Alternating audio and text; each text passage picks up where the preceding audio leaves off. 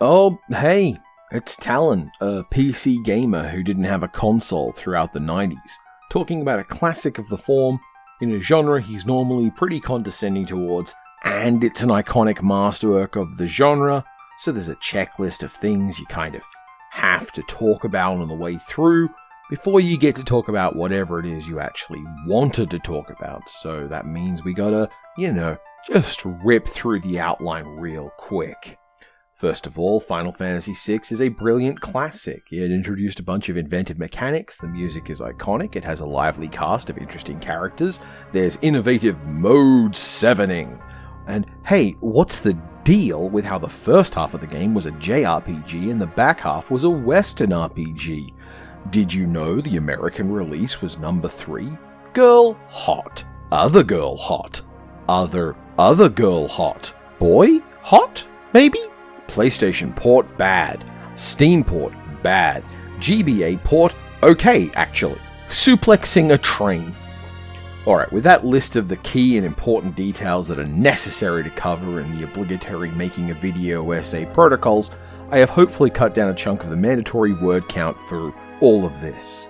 After all, where will we be if I were to treat Final Fantasy VI as something that you may already know about, or as some subject that you already probably can find other sources to explain in depth? I approach this with the attitude that I want to be able to spoil things about the game, but I don't imagine I'm actually going to. Like, you may view it as a spoiler to mention there's a character named Effusio in the story, and that's fine, but I don't plan on talking about the main thrust of the plot.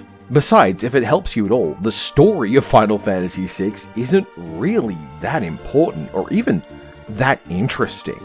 It's long, but that big single core narrative that runs from instigating incident to attention arrival to conclusion to denouement isn't really very important to the game.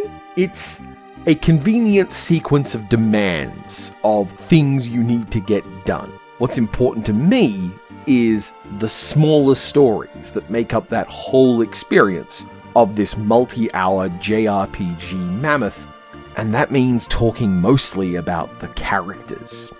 There is indeed something to be said for how Final Fantasy VI is structured. It's something telling that I can't really tell you all the things that happen in the game, but if I want to try, what I have to do is mentally run through a list of things that happen in reasonable order. Like, when you try to remember the third line of a song lyric that you definitely know, but you can't get to the third lyric without singing the first, and then the second, and then, of course, the third. How did I not know that all along? There's this sequence throughout Final Fantasy VI of drawing in together, then splitting up again. It happens at multiple stages in the story where characters you're hoping to get a break get to the point where they almost have a break, and then don't, because they need to instead go different ways and do different things. One of the effects of this is that it puts the characters in these paths that mix up your gameplay options. So you can't go, I don't know how to use this Sabin guy, so I'm just going to lean hard on Cyan and Terra. Because, sorry, this little trio needs to get things done with just Cyan and Sabin, and okay, you can have a Shadow as a treat. It's a mechanical way to keep you engaged with what every character does that makes them different. This make-break cycle also means that there's often these status quos you can enjoy that the game then knocks you out of, with the promise that your next quest, the next hill, the next problem you solve will bring all those characters back together and you can get back to that specific experience you like. And that quest, that need to get to that point, seems perfectly tuned to make it just the right kind of hard that you wind up exploring the characters you have in an attempt to make the path forward easier. I don't know if this applied for anyone else. I'm speaking about my own experiences here. It seems to me that most people I deal with are bored with the difficulty of these games and are all galactic space brains who know every in and out of how any given Final Fantasy they want to talk about works, almost as if when you play a game for 30 years, you pick up a few things. But for me, the sequencing of breakups had a really profound effect on getting to know how characters work, and when I had to bite the bullet and use someone I didn't like, and those characters I didn't like at first. Because there are characters who I didn't like. That's one of the wildest things about the game, really. Every character has a distinct, unique mechanic, and they all serve a different purpose. And it's done with menu-based combat, with the menus eventually all coming in together to an almost identical form by the end game. That means every character can express their difference in terms of basically one active button, and that button gets to do some weird stuff. One character has a thing that literally lets you spend time to improve your damage. Another one allows for fight game combo inputs, and another one of them has... Alright, I'm gonna level with you. I'm not actually sure what trace it does. Hang on a second. That's what it does? Whatever. Anyway, mixed in amongst these characters who all had unique abilities off the same central structure, turns out that one of them in particular, Gao, was just weird as hell, copying villain abilities and acting like a copy of a monster. And I mean, like a copy of a monster because monsters have AI scripts and abilities they do and you don't get to control. In most fantasies of Finale at this point, you could mess with the monsters, but it was usually done by a hero type known as a Beastmaster, some kind of magician, trained and using a bell or a whip or something like that. Magic was important to the Beastmaster. It was shown as this like craft of expertise. In Final Fantasy VI, it was done by Gao, and Gao is a little kid. Like, not anime young, he's like 10. He grew up in the wilds on a place called the Veldt, and that's where you find the monsters that he can copy. I didn't use him when I played the game. I had no idea how. Still, I felt embarrassed by that, like I was letting the little kid down. There was something compelling to me as a kid who wasn't that far from his age to the character of Gao. Not the mystery of who this kid was, but that this little kid ran around playing Let's Pretend with monsters, and he believed it hard enough and well enough that it worked. Shut up, Edgar. Anyway, Celes is another character that stands out in my mind, and it's kind of dumb when I think back on it too, because Celes was a character that the game literally funnels you towards sympathetically engaging with. Like, you witness her being heroic, and then you see her being abused by the evil baddies that are against you too, and then she signs up to be with you. Of course, I, a child, was going to develop some kind of romantic attachment, or at least something like that, but pointing out the obvious of how it happened doesn't do anything to diminish that, yeah, it absolutely happened. I still don't know how to use Celes' abilities well in-game, but I did use her in almost every situation I could, because she was along for a lot of things. I got used to using her and equipping her, and that meant that all the time Celes was one of the best characters in the roster, all while I completely failed to know or appreciate what she could do. And the game let me muddle my way through it, and I never really got to know the true nature of the character's mechanics because I simply didn't understand what I didn't understand. And the wild thing is, I was out looking for fanfiction and lore and background information on this character. I even wrote some fanfiction myself as trying to understand who she was, the character I didn't understand mechanically. I sought the narrative that this character was silently hosting. And not once did any of that let me understand the mechanics the game presented for what she did or how. Man, imagine that, being so into a Final Fantasy that you couldn't accept the text as the text and you kept needing more and more, like a sort of all-consuming maw that wants spin-offs and extra chapters. I'm sure someone's mad at me now. Anyway, I remember as a kid thinking Shadow was the coolest.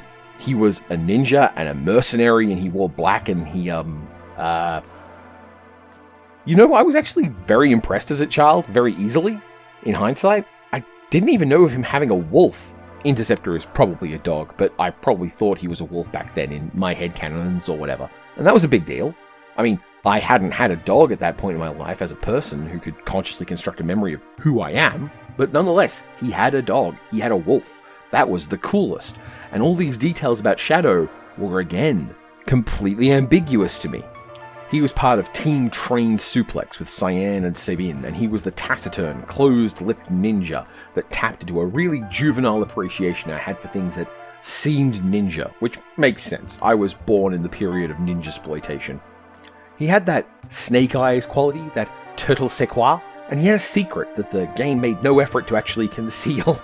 Eventually, if you chase things down, like if you bothered to look, not if you had to solve a cryptic puzzle, and I kind of did without realizing it, you can get most, if not all, of the story. The only final point you can get is that both Realm and Shadow can wear an otherwise unique relic that Realm implies came from her mother. Do you get it? I said, do you get it? See, Shadow's her dad. When I worked that out, or was told it on the Chi database or over on #Animorphs on IRC, because I was not a clever boy, I was blown away. My goodness, look at this detail. Look at how interesting it is. These characters are cool, and I mean like Realm a lot, and this wasn't put in my face. This was just little pieces of text on items strewn around the world, and I'm such a galaxy brain person for being one of the people who knows this fact, that the game makes it so you can know it and then doesn't make a fuss about it if you find it out. And like, this is a great example of a game mechanic presenting a narrative. That is legitimately really cool. Here's the wildest thing though. At the time, I figured Shadow was an adult. Generically an adult with capital A's. He was like 18 and I was what, 15 maybe? That was basically an adult. I never put together in my head that Shadow had to be, you know, an actual adult. Like Realm's age plus some other age. And now I'm at the age Shadow probably was, and that dynamic of seeing Shadow after the end of the story, rebuilding with Realm and finding that entire story space there, something I really want to see. It's a really sweet, different way of seeing this character as I have moved through my life. I do know how the game implies that story ends. I don't much care. There's also the story of Locke and his lost partner, which at some point in the past few years, some truly unhinged stuff has come up about. I don't know who needs to tell you this. I don't know if you're one of the people who needs to hear it, but the idea that he tried to bring her back from the dead without her consent is weird.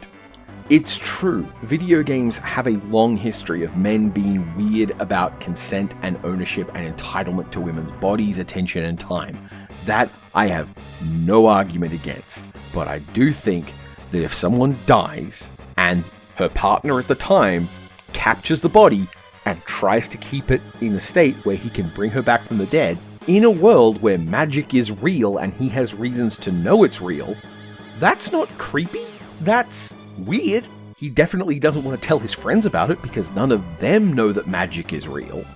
But the notion that it's somehow a consent violation to try and heal someone from a state that you know they can be healed from, it has the same energy of someone being annoyed at EMTs for resuscitating them without permission. Which I know, that can be a thing. You can get markers for that, but I don't think she had a DNR order. This game was on my schedule to replay and write about years ago. And then when I wrote my outline about that game, I realized I had an article about not the game, but my memories of playing the game. Since then, I did go back and play the game again, in an entirely legal way, officer, that definitely didn't involve using my PC.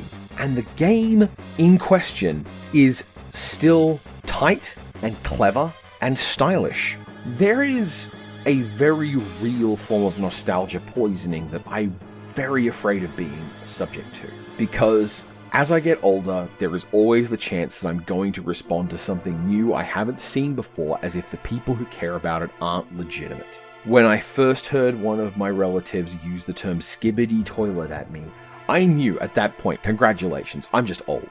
There's no getting around it. I'm no longer the slightly young one in the family grouping. I'm one of the old ones. But I do think that there was a time when video game graphics and design was experimental and varied and stylistic, and that you can look at the great games from the past and the ways that they have been superseded since are almost entirely inconvenience. Final Fantasy VI with a modern autosave system that tracked multiple saves so you could go back, or maybe a slight speed up button so you could handle grinding in the forests a little more conveniently, that's all I would ever want to change. I wouldn't want this pixel art smoothed out and made high resolution. I'd just want to see the pixel art. If you're not going to be able to do a true reinvention of the graphics, you shouldn't try. This is style. This is intention. The way Final Fantasy VI is the way it is because it's choosing to be that way. Yes, it was being made by people at the tail end of a whole technological generation before the great jump into 3D and CD storage. But it would not look better being made with the 3D technology of its time. And now, because of its stylization, it has preserved the impression it wants to give, even if you aren't familiar with it. You can learn the visual language of this game and piece together the places where it is deliberately ambiguous, just as if it was Realm's Bracelet, or, I don't know, a Dark Souls thing. It's okay if a video game does it if it's like Dark Souls, right?